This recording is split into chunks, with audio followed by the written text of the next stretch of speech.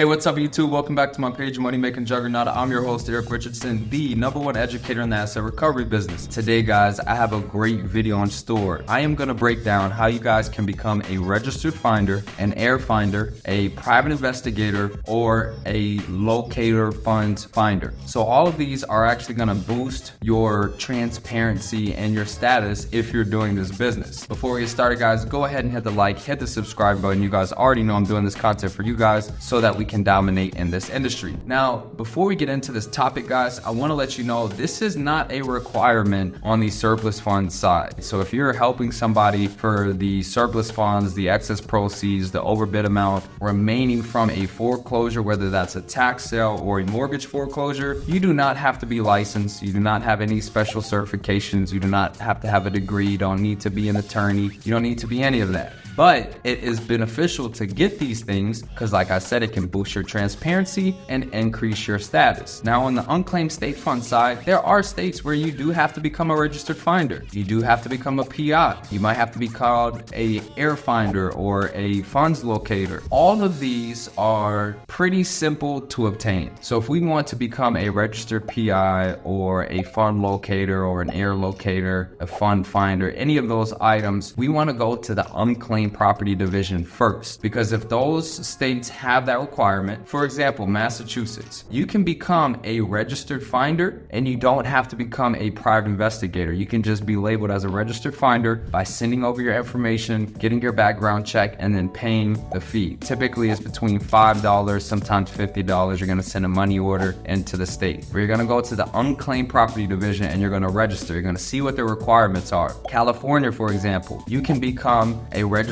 finder in California, and that's a requirement on the unclaimed state fund side. But if we're helping somebody on the tax sale and the mortgage foreclosure side, it's not a requirement, but it is beneficial. Well, how can it be beneficial? Guys, we can add this to our website. So if we get any sort of registered finder number and a license number, we become a PI, add that to your website, add that to your email signature, and let people know when we're talking to them. Hi, I'm a registered finder with the state of California. What I do is I locate individuals that have unclaimed funds. And what I can see here is your property sold for a higher amount, which resulted in unclaimed funds that are legally entitled to you. So as a fund finder, as a registered finder with the state, what we do is we go through all the list of unclaimed funds and we identify the individuals who are entitled and we reach out to them, and we would love to assist you. We don't charge any upfront fees for our service. We only get paid if you get paid. So this will help you, like I said, boosting your status and increasing your transparency. So if we become a registered finder, great, use that. If you are a private investigator, great, use that. If you become an heir finder, a fund locator, whatever they might refer to it as, you want to use this. Now, some states, it's going to be super beneficial to get this because on the unclaimed state fund side, it is a requirement. So becoming a PI, let's say if we're trying to work Texas, we can